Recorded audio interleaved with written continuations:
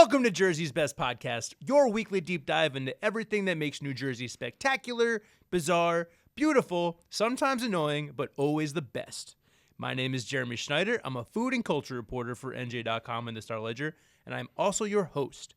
As always, you can send episode suggestions, guest ideas, and questions our way at jerseysbestpodcast@gmail.com and follow us at Jersey's Best Podcast on Instagram, TikTok, Threads, and Blue Sky. Things are getting really goofy on those accounts, people. You really want to follow, trust me. This week, Jersey's Best Podcast is going back to high school. Just kidding. High school was a little bit rough for your favorite podcast host. The only thing lamer than being in marching band is playing trombone in marching band. And yes, that is what I did. But with summer nearing its end and fall just around the corner, it's almost time for high school football season in New Jersey. And trust me, the Garden State loves its high school football and all its high school sports in general. Stop me if you've heard this before, but New Jerseyans love to get overly invested and obsessive over something that many people would consider trivial. We could talk all day about great football players that have come out of New Jersey. Shouts to David Tyree. But what makes New Jersey high school sports so fun isn't just the players. It's the rivalries, the blood feuds, the neighboring towns that have been playing each other for years with absolutely no love lost. Welcome to the first ever sports edition of Jersey's Best Podcast, New Jersey's greatest high school sports rivalries. Joining me today to break down the Garden State's gridiron grudge matches is a man who knows a thing or two about high school sports. Steve Politi is an award-winning sports columnist for NJ.com and the Star-Ledger, twice being named the top sports columnist in the country by the Associated Press sports editors. More importantly, he's a proud graduate of Nutley High School. Steve, welcome to Jersey's Best Podcast. Damn straight. Nutley in the house! Right here. Nutley, what is your Maroon Raiders, and if you'll notice, I got a maroon shirt on today in honor of our Maroon Raiders forever, man. I unfortunately, my Montclair High School tennis shirt got too holy and messed up from all my time on the bench as a JV All-Star. Were you a high school athlete? I mean, look at me. Can't you tell? Come on, man. Didn't have the makings of a varsity athlete? I was a varsity golfer for Nutley High. Absolutely. Yes, we were. Man, that's a nice high dominant, school. Yes. That's a great sports writer cliche right there. It totally was, yes. And relevant to this, and this is why I was so happy that you clearly brought me on to speak about my high school golf career. Absolutely. Because people love that on podcasts. Let's just talk about that for 45 minutes. Ourselves. That'll be good for it. My biggest moment in high school golf was against our rivals, the hated Belleville Buccaneers. And you don't like Belleville. You've told me this. I don't like Belleville, no. Why not? Because I'm from Nutley. Belleville sucks. And this goes back, this is like, it's gotten to the point where it's an irrational thing. And when you're talking about rivalries in high schools, like it's just born in your soul. But I hate Belleville so much. Like recently, my friends text me like, "Hey, we're going out for beers. You want to meet up?" And I'm like, "Oh yeah, sure. Where are we going?" And they go, "We're meeting at a place in Belleville." And I'm like, "Belleville? Like, what? Who goes to Belleville? Why Belleville?" And they're like, "No, it's a good place. It's really good. You're gonna like it." I'm like, "I'm not going to Belleville." So you won't go to Belmont Tavern? That's in Bloomfield. Yes, it is. Close enough. So my favorite high school sports memory, because I went to Montclair High School. Shout out to the Mounties. Our biggest rival, I don't know. I mean, like we have a big one with Bloomfield. Nutley's a rival too, so we got a little rivalry going on the podcast today.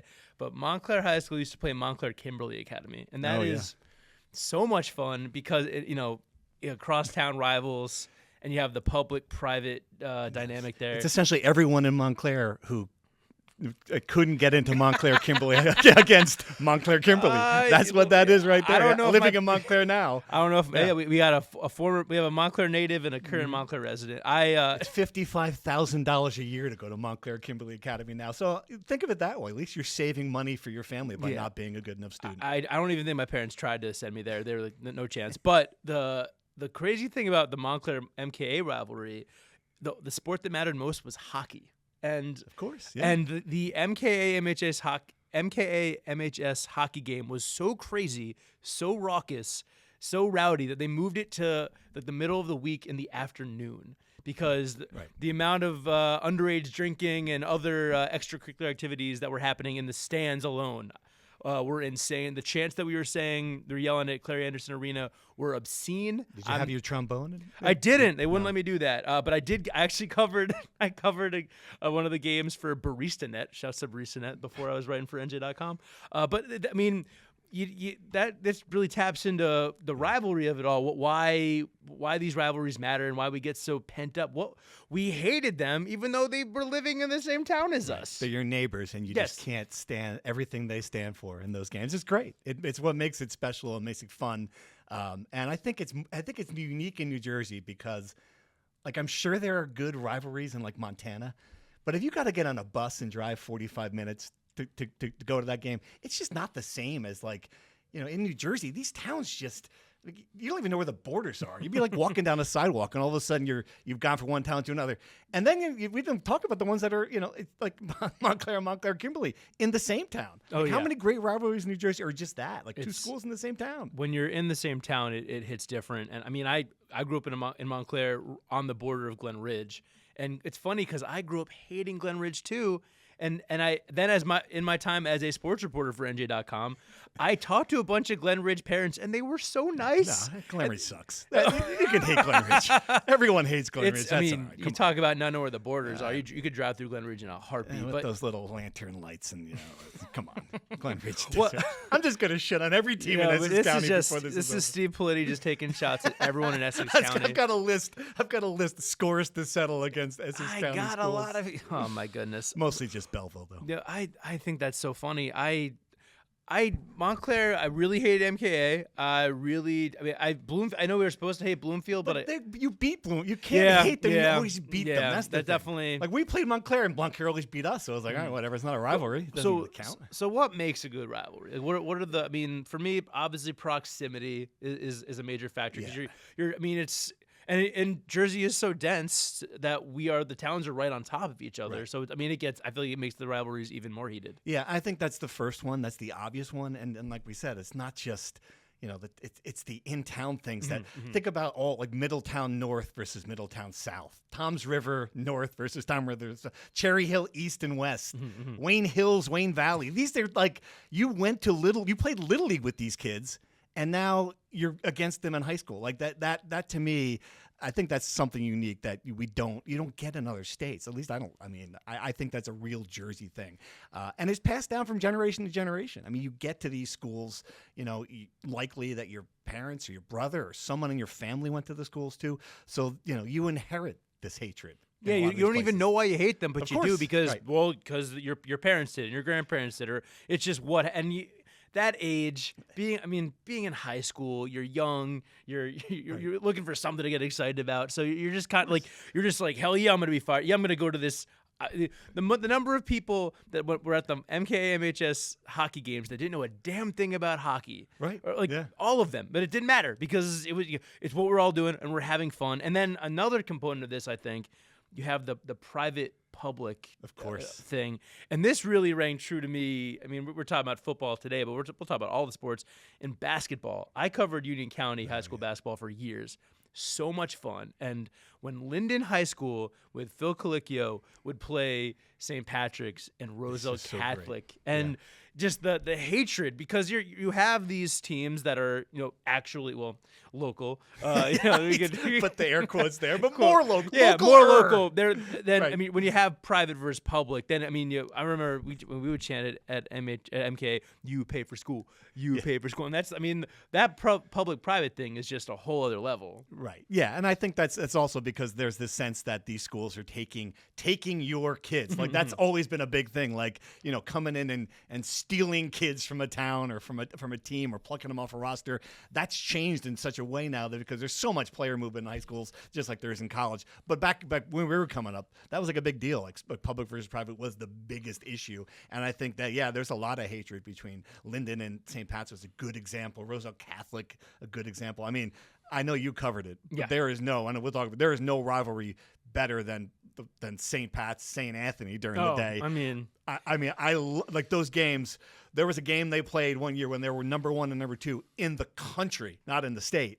I mean, they had a documentary crew for covering St. Pat's, and Leslie Stahl was sitting courtside for 60 minutes doing a feature on Bob Hurley Sr. at St. Anthony. I mean, that was that game at the Rack. I mean, you think about that rivalry, and both those schools are gone now, essentially. It's just amazing to think about. And that's another component here. New Jersey high school sports are really good. Yeah, that's it too. Absolutely.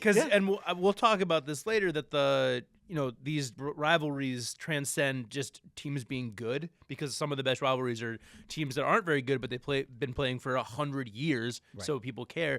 But when you have the number one teams in the country playing each other, when you have NBA players, when you have a legend like Bob Hurley, or the number of NFL players that have played at Don Bosco and Berkeley Catholic and whatnot, it just really ramps things up, because not only are you watching a really big game right there, but you're like, Rashawn Gary's over there. He's going to probably be a top pick in the NFL draft, and then he was. Yeah, you give me a sport, and I can give you a national powerhouse from New Jersey in that sport.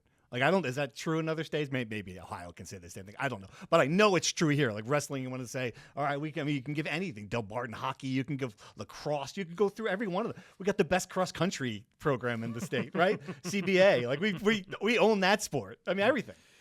Jersey sports are really good, and Jersey rivalries are really great. I feel like the rivalries personify the state. It's such a Jersey attitude thing. I mean, like we said, we don't even know why we don't like you, but we don't like you, and we're gonna prove that we're better than you. That chip on our shoulder that it comes at birth when you're born in New Jersey. Yeah, it is, and it is also you priding your town too. Like, I think that's a uniquely New Jersey thing. Like, you are from a place. Like, I'm always gonna be from Nutley. Like, I feel that port. I haven't lived there in 35 years.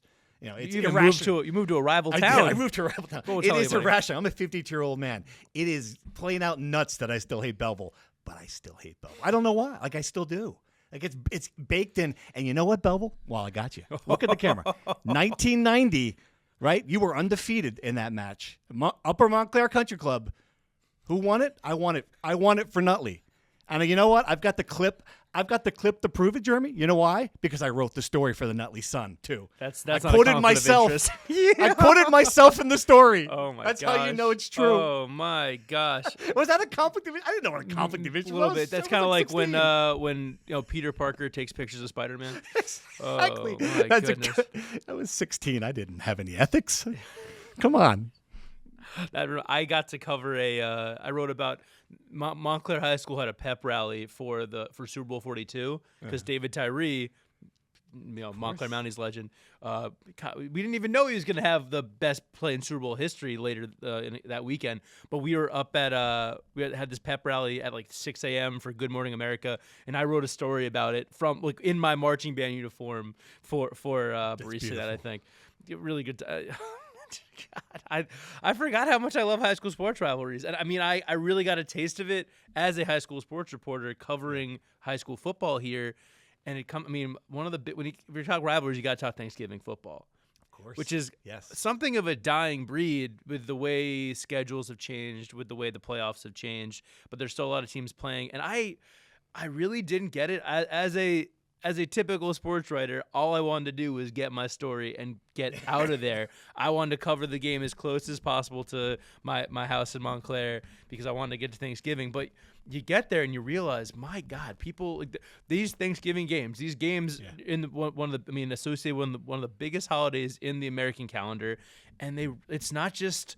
It's not just another game. This is the biggest game of the year for a lot of these teams, and the passion is so on display anytime you go to one of these games. Yeah, and I love the Thanksgiving part of it for me was what makes it unique. It's late in the season.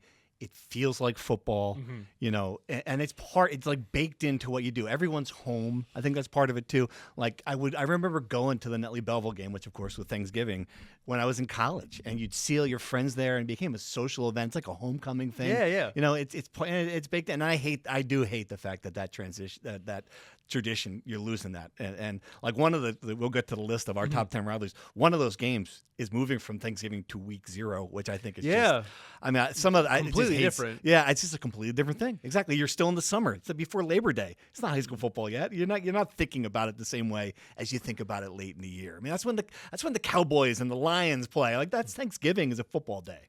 the beauty of these rivalries, the beauty of the game being late in the season. No matter what happens during the year for these football teams, they could go completely winless. But if they win that Thanksgiving game, then the season's made. And it sounds silly, but it really is apparent. I mean, with the way these, like, no one's mailing it in. The speeches from the coaches on the sideline are not. I mean, they're not fabricated at all. They're legitimately like screaming at these players to like, hey, we might have lost 5 games this year, but we're gonna beat our rival, and we're gonna make the season worth it. Right. Last year, the Soul Bowl. Shabazz went to the playoffs. Soul Bowl. Shabazz Weequahic. We'll have that on the list. Oh, we will. Shabazz went to the playoffs. Weequahic beat him. It's just stuff like that, like, and it's baked into. You hate to use the cliche, so I only use it about throwing the records out, but some cliches are true. We talked about how scheduling is affecting rivalries, but also conference realignment, and also there's transfer culture. It's crazy. These things that we talk about in college football are also affecting high school football. Totally.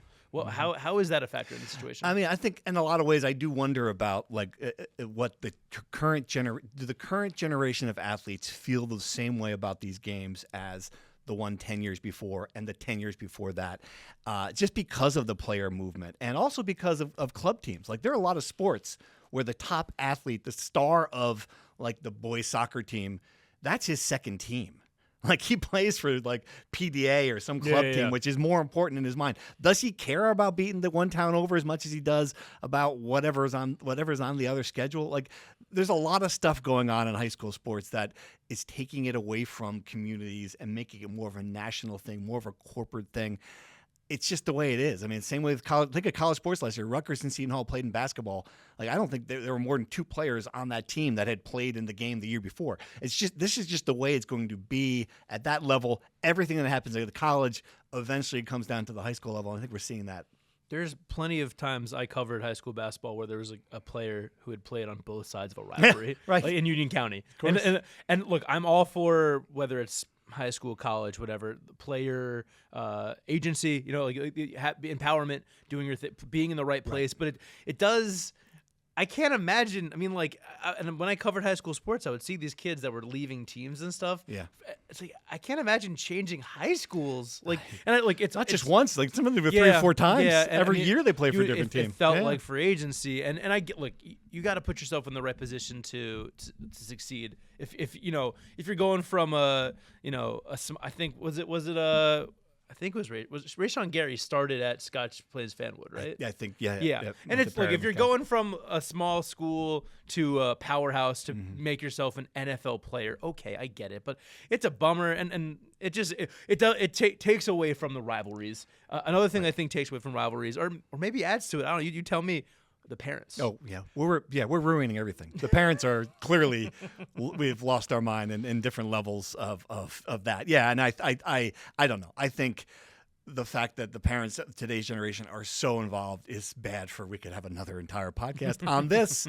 Just wait for the next ump to get punched in the face and we can get together, because stuff like that happens all the time by parents losing their minds. And for me, I think it does take away from high school sports, but in some ways, those are the people who are carrying on the rivalries, like the people in the stands. Like, even when you lose, even when the athletes aren't as interested, certainly the fans are. Like, some of these fans, like, you go to Plainfield, you go to some of these towns where these guys have been sitting in that seat watching these games for 35 years.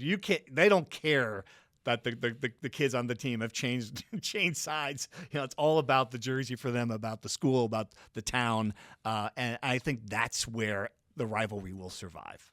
I really enjoyed when I was getting into high school sports and I cut for NJ.com, and I didn't know the landscape as well. You'd hear about these towns that really they cared so much about these games, that that had the good student sections or the crazy atmospheres, but you didn't really get it until you got there. And I remember, like, Somerville basketball was like weirdly incredibly crazy. Obviously Linden, but the parents, man, like, I'm on one hand awesome, like you care. Maybe you peaked in high school and you're living out the glory years or whatever. But also, I'm here for the kids being crazy in the student section. The kids, maybe going a little too far with the chants or whatever. But when you hear a parent yelling at a kid, it's like, come on, man, you're 40 years old. Like, what do you like? Go if you want to go yell at the Giants, that's fine. But these are kids. Like, let's have perspective here. We the rivalries are awesome. We love to hate the other team or whatever, but these are high school sports. Johnny's not going to the NBA.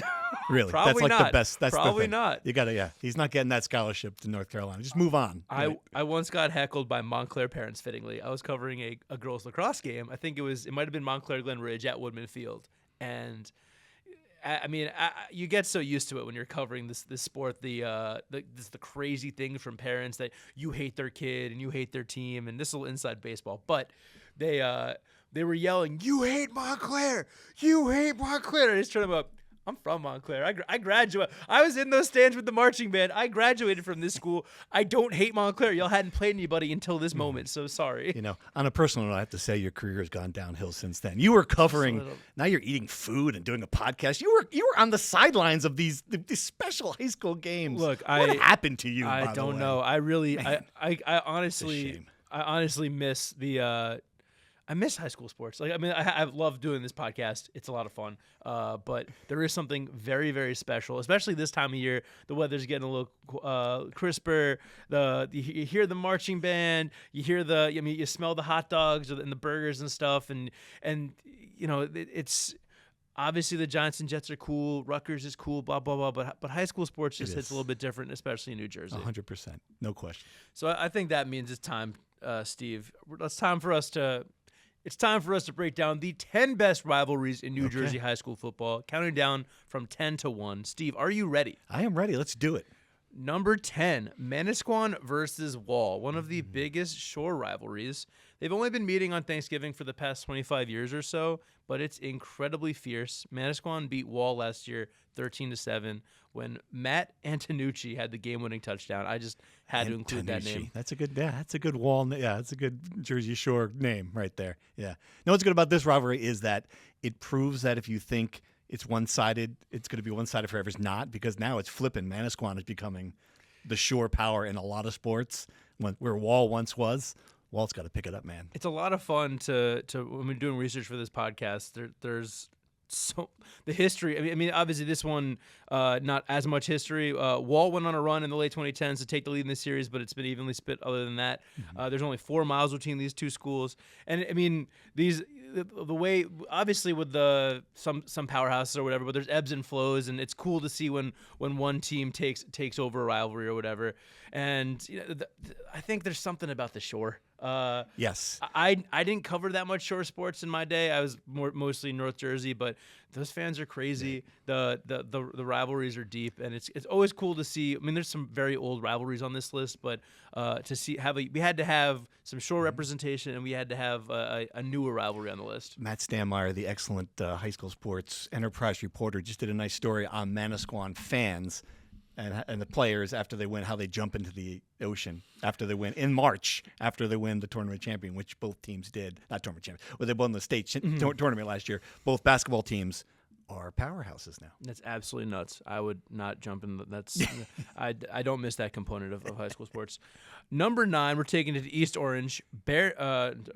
Number 9, we're taking it to Essex County. Barringer versus East Orange. They've been meeting for more than 125 years. It's crazy. All the way back to 1897. This rivalry went dormant from 1994 to 2008, but resumed again in 2009. And East Orange went on a big run after that, won 8 straight games. Last year, East Orange won 62-0. Yeah. The biggest win in rivalry history. Barringer's got to pick it up, man. No, this is coming off the list. This is coming up. And this is part of, I think, what happens in Newark, like the power shifts from the schools. And Barringer was a powerhouse in the 70s, maybe a little bit in the 80s. Now it's kind of gone to the Weequakes, to Shabazz. It shifted in different directions. Clearly, I think, it's going to be hard for Barringer to keep up in this right now. The Jaguars now hold a 34-33-9 lead in the rivalry overall, which is like just crazy to think about it. 2 teams playing for that long, like 125 years. Like that's history. You can't even fathom. Like were they even playing? They had like leather helmets when they were playing back then. This is before automobiles on roads. That's how long they've been playing. Think about that. Essex County has some great rivalries, but this is right up there. Moving on to we're talking about Union County now. Number 8, Plainfield versus Westfield. Mm-hmm. They've been playing each other on Thanksgiving for more than 100 years, but they're not meeting this year. I think aren't they moving to week 0? They're moving to week 0. You kind of touched on that a little bit, and I mean that's brutal. And I understand it. I get it because it really like the way the schedule is set up.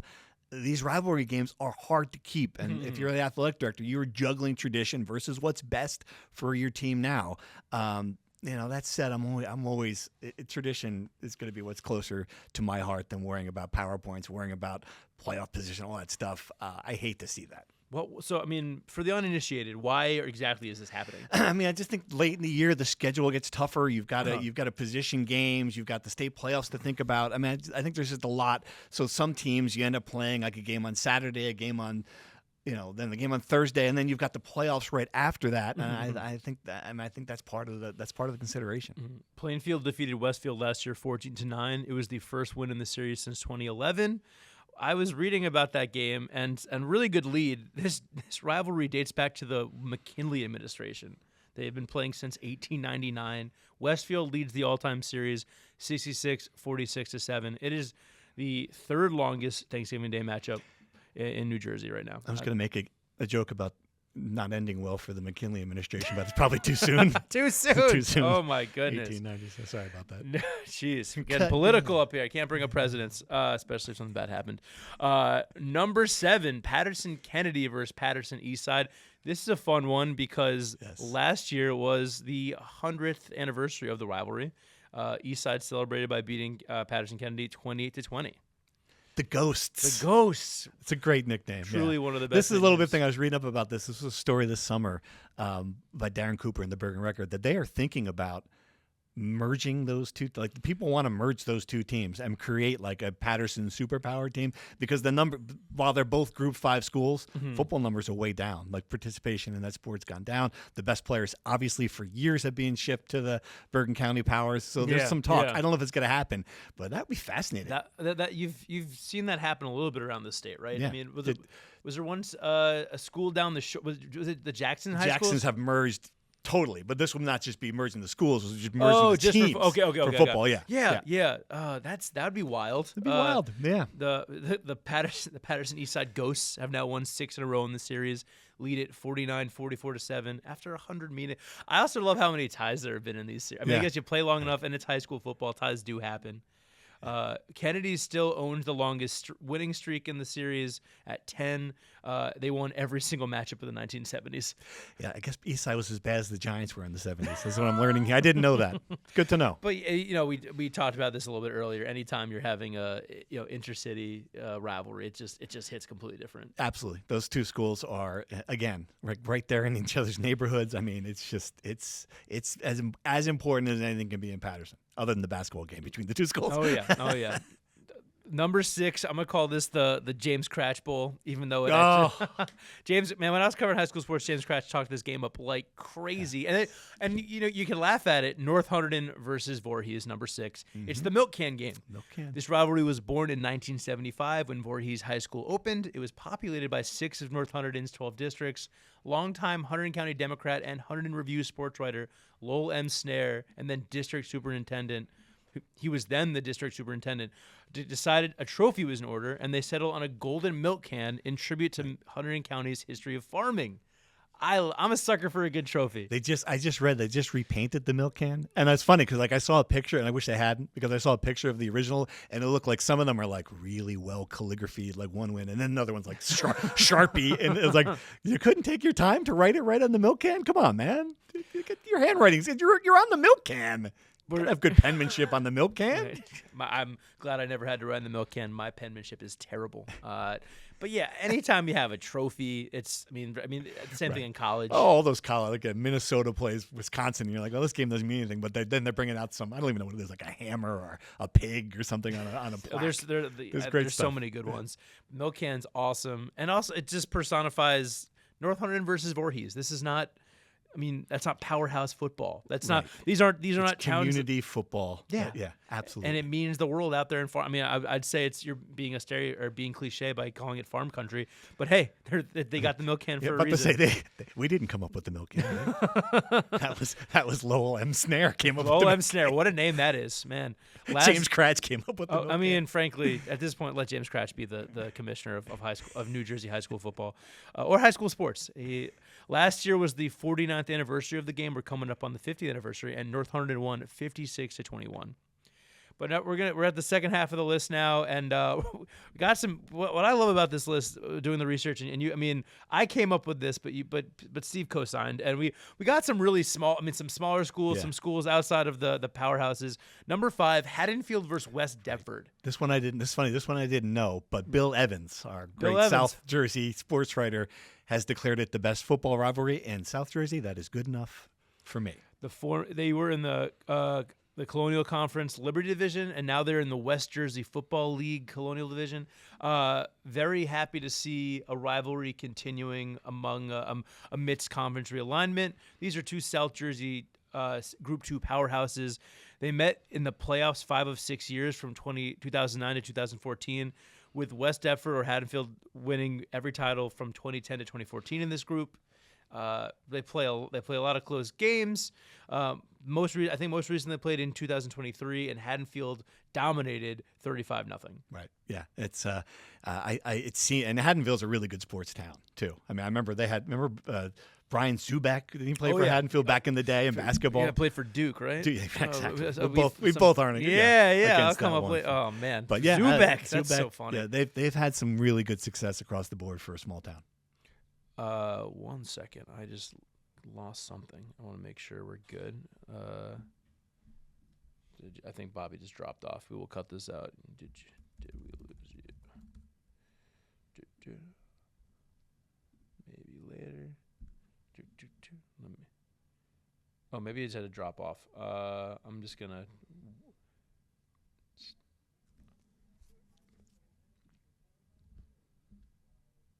All right, I'm just gonna. If he wants to call back, I'll call back. And one note that he's in this doc. We talked about Montclair too much, so I got to stop bringing up Montclair. All right, what was the last thing we were talking about? Oh, Zubak, fucking Zubak. Okay, Haddonfield versus West Deptford. Recently, 6 of the 7 meetings between the teams were decided by one score. West Deptford's last win in the series was 2019. It was a 2-score game. They play a lot of close games. And South Jersey will tell you their rivalries are better than North Jersey's. They're wrong, but yeah, they can. You can say that. Just like they have, and you might not know this. They have a different name for the breakfast meat that we eat up here. Really? It's never come up. It's something you might want to explore on this podcast. I forget what it is, but it's something wacky. I'm a proud liaison to South Jersey for North Jersey through this podcast.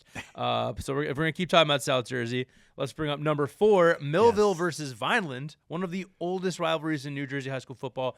They've been playing since 1893. They're another team another rivalry that has a trophy. I don't. This is very Italian, and I love it. The Tony Suris / John Pierantozzi. This Pierantozzi. That's a new victory cup. This is a new one to me. Tony Suris John Pierantozzi Victory Cup. Yeah, the Victory Cup. They got a trophy. It's named after the two of the legendary coaches in the rivalry's history. Last year was the 153rd edition of the rivalry. Millville won. It was their 5th straight win and their 12th in the last 16 years. But most interestingly, Steve, I love this stat. What's the stat that you love so much? I love it. They are this rivalry after 153 games, dating back to 1893, tied. But the number, it's not just tied. 67, 67, and 19.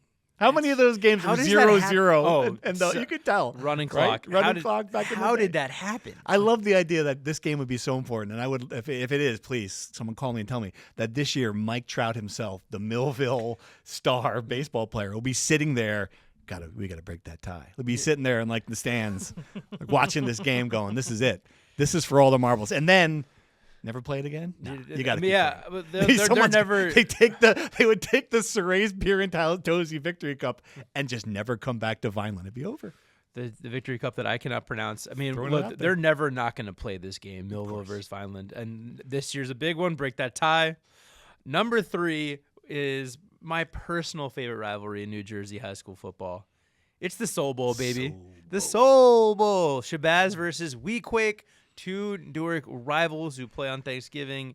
It's such a fun rivalry. It is the pageantry involved with this game. The outfits that you see in the stands. That's it. This is a people watching event. This is not a football watching event. I mean, this is a place you want to go be seen. No, absolutely. It is. I always volunteered to cover this game because it was, first of all, it was close to my house, and also the city bragging rights are on the line. It's a social event.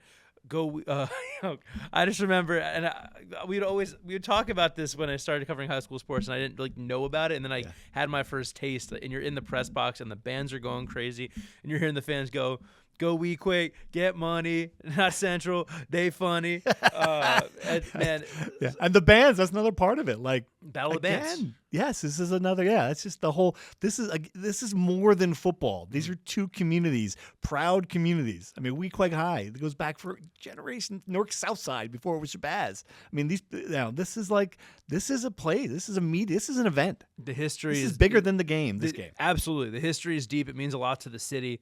Shabazz leads the rivalry 34-26-6, but last year Weequahic beat Shabazz 19-14.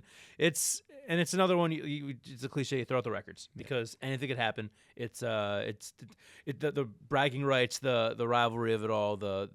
You want to be, because for all you, like, with the whole city of it all, there's that you're playing your neighbors, like you're playing people that you see everywhere. I got to cover Shabazz Weequahic games in other sports as well, which was a lot of fun. But it hits different when it's football. One of my favorite coaches, one of the best coaches, Brian Logan of Weequahic High, former Newark cop.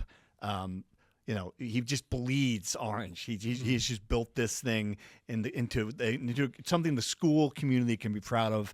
He cares about these kids beyond football, helps them get to college. He's you're in Newark, so this is a guy who's seen players get killed, shot right in the school sidewalk. Right. I mean, I covered a column once where the team would march to the. Through a cemetery to see the tombstone of one of the kids. I mean, that's the kind of place this is, and the stuff he's done there has just been remarkable. I got to cover Newark football, basketball. You don't obviously high school sports are important to everyone in New Jersey, but in Newark it hits different. Mm-hmm. It's a lifeline. It's important for these coaches become more than coaches for these players, and I was at least one Newark game where there was a shooting, and I think, I got to the point where players would talk about like how a teammate had got shot or something, and like they weren't fazed, and it was just like really puts things in perspective, and also just proves to you how important and how meaningful not just the rivalry is, but the sport is. You're able to connect with they're able to connect with kids and put them in a better place, because you can get out of really dangerous life situations if you're forget if you're going to the NFL or whatever, or college or whatever. You're a part of an organized sport. You're part of a team, and you're getting away from danger for practice in the games. And I gotta say, I would tell friends I was covering games at Newark, and they'd be like, "Oh, like, be careful." I was like, not once did I ever. Never. I never felt dangerous at it. I never felt like I was in danger at a sporting event. I just said there was a shooting. But I once covered it was a Newark Central game, Newark Central basketball game. I'm sorry. I once covered a Newark West Side basketball game, and the coach, when I came up to him, he was like, "What game got canceled that you wanted to come here?" And I was like, "Nah, man, this was the best game on the slate. I wanted to be here." And he gave me a big hug, and it's like, Newark sports, man, really, really hit different. And I have I feel lucky that I got to cover them, and it's cool to talk about them. So go to the Soul Bowl. It's a lot of fun. Yes, exactly. Get your tickets now. Number 2 rivalry, and this is a big one because half of this rivalry isn't even in New Jersey. Yeah. We're talking about Phillipsburg versus Easton, Pennsylvania, the biggest football game in in West Jersey for sure. One of the biggest in the state. The State Liners versus Easton. State Liners is such a good nickname. We were talking about that. I thought you could make a strong case that this could be number one. I get it that one of the teams is not from New Jersey, so it might disqualify it. But man, this is and that's funny. I did a little nugget. The first nationally televised high school football game, 1988. These two teams. That's wild. It is wild. Yeah. That's Jersey, and it wasn't played in Jersey. Yep. They play the game at Lafayette College's Fisher Stadium. Most recently, Easton won the 117th meeting of the rivalry, 17-14 in overtime. Easton leads the series 67-44-5. I got a taste of not this rivalry. I never covered this game, but I went to some games in Phillipsburg, and man, they're crazy. They are nuts. Crazy. That is, it's as close to like Friday Night Lights vibes as I got when I was. And it's a good crazy. Like, no. don't come for me, Phillipsburg. I love you. Take that trip all the way out. And the wrestling, especially when you cover that down there in Atlantic City. Yeah, that's their thing. That's their thing. I'm not talking about wrestling on this podcast. You guys are nuts. That's a whole other podcast. Do we have a wrestling podcast? Because we get Joe Kania on the mic. No, it's it's a good one because half of the rivalry isn't even in New Jersey. That's how crazy it is. They play it at a college. It's been nationally televised. It's a lot of fun. But number one, we haven't talked about Bergen County yet. You knew it was going to come up eventually, and we could have done. There's a number of Bergen County rivalries that could have been mentioned here, but one stands above them all. The number one high school football rivalry in New Jersey. Bergen Catholic versus Don Bosco. Yeah, it's hard to argue with it. It's not just the fact that they have been two of the best, if not the best teams for the past 20 years or longer in high school football, but it's pretty fierce too. I mean, like the people up, the fan bases, and we'll talk about it later. But Bergen Catholic's fan base, talk about crazy. I mean, running down Oradell Avenue to get the games, the student section there. It's impossible. It's an impossible ticket. I mean, some of these games where you can't. I mean, you got to park miles away to get to. Yeah, and then just the quality of football. I know the first thing we said was that don't worry about which teams are best. I think when they are the best teams, it adds something. Let's face it. Completely. And there's no question the amount of talent that's gone through these two programs over the years. They are 1-1A in the state. I say apologies to St. Peter's. Again, don't come after me. You guys might be the best team in the state this year. It's almost a trifecta. Those three teams. Yeah, no, it feels like they're always kind of rotating. And Bergen County football is just its own. I didn't cover much of it. I was mostly Essex County, Union County. Bergen County is a different animal, and it's the teams, it's the schools being close to each other. Right. It's the teams being really good. I mean, last year Bergen Catholic beat Don Bosco to win the non-public A championship. They've been playing since 1958. They've won dozens and dozens of titles. You're seeing plenty of D1 players on the field at all times. These are national feeder college feeder programs. Yeah, that's what they are. That's what they've become. If you talk to like high school football experts across the country, they know who Bergen Catholic is. Yeah. They know who Don Bosco is. And that's the amazing part. Like, you might have an IMG academy someplace.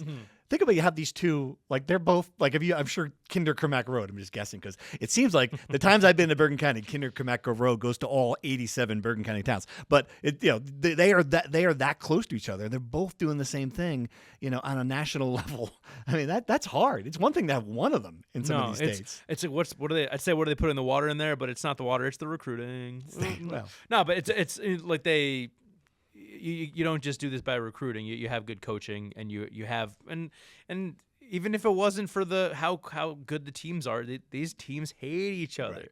Yeah. And it's also different. I mean, they're on a different level than most. I mean, hasn't there been a lot of conversation about like these teams succeeding or seceding from like NJSA or whatever and being in their own league? Yeah, I think that's something that the state shouldn't want, because you want to have the best play. It's just ridiculous. You want to have the best play. I get it. They've set it up so it's no longer that Don Bosco is playing, Nutley and pounding. They're playing each other for the most part now. They've figured it out. The super conferences have kind of weeded out all of those problems, most of those problems. And it's not a level playing field by any stretch of the imagination. No. But if you go up against them and you beat them, I mean, that's hey, Yeah, I mean, we talked about Montclair a lot earlier at the top, but I just got to say, when I was in the marching band for Montclair High School, Montclair beat Bergen Catholic at Bergen Catholic. And it was just like, how do we even, like, Montclair was good, but it was like, that's insane. So. Did you dent your trombone running onto the field? No, we were at Bergen Catholic. I was not running on the field. The fans are stronger than I was. Forget the players. I'm just waiting for you to pull out it would be great if you could just pull out the trombone and just give me a. You don't want that. No one wants that. No one wanted it in 2007. They don't want it now. Don Bosco Prep, the Iron Men, Bergen Catholic, the Crusaders. They sound like superheroes. They play like superheroes. Don Bosco Prep leads the all-time series. 41, 38, and 1. That one time must have been crazy.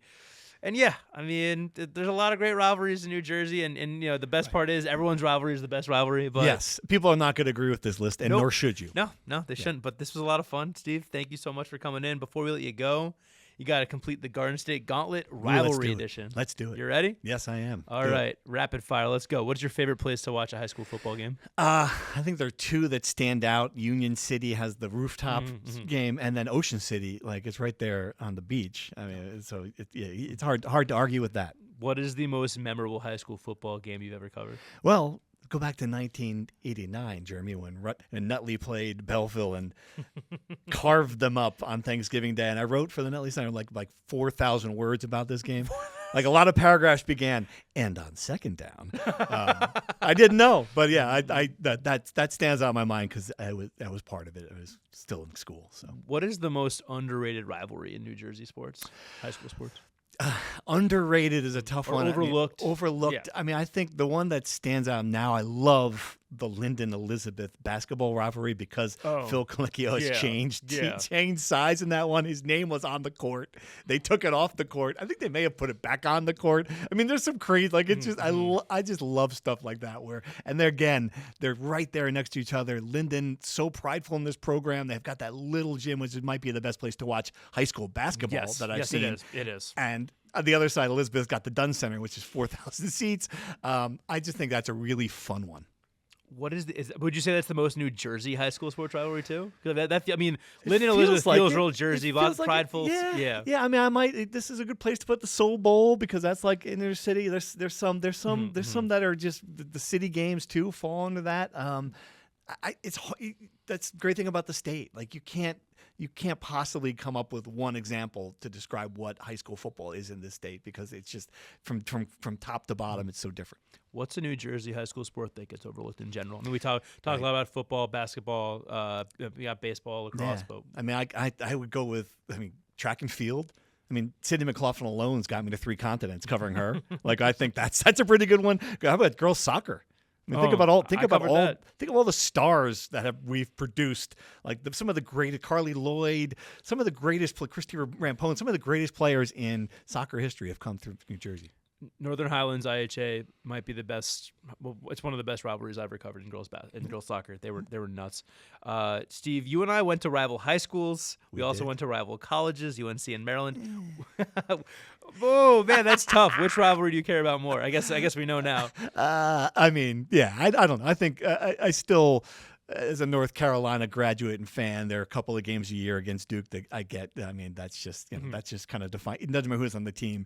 It's just fun. It allows you to immerse yourself into it. I don't follow them year round anymore, but those couple of games a year matter a lot. I'm not exactly standing there on the sidelines of Nutley High, although I might now. This has gotten me up. Yeah, you got it. It's got my Belleville up, man. Next time they play, I smell a column in your future. Going down to just to rub it in Belleville's faces one last time. Last question: Which New Jersey high school has the craziest fans? We mentioned them already, but I mean, I think about that Bergen Catholic.